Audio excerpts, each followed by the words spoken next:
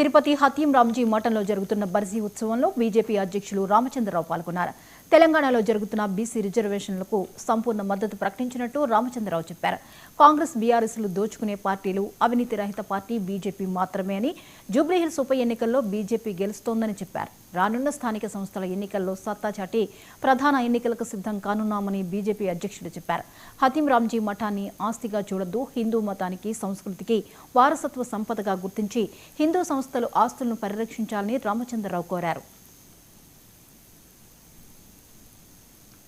హాతీరాం బాబా మఠాన్ని వచ్చారు. 4 ఎకరాల్లో విస్తరించిన మఠము తెలుగు ఒక బంజారాల 35 లక్షలు, అదేవిధంగా దేశవ్యాప్తంగా 12 కోట్ల మంది జనాభా ఉన్నటువంటి ఒక బంజారా సమాజ్కు వారి యొక్క మనోభావాలతో ముడిపడినటువంటి ఒక మఠము.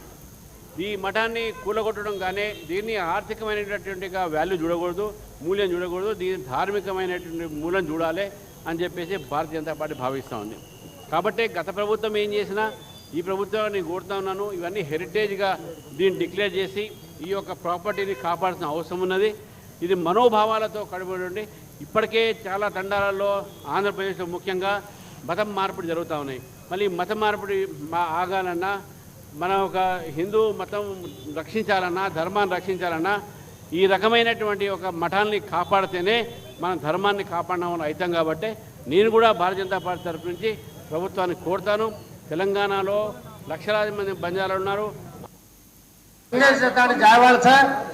हिंदू बारे में दीवार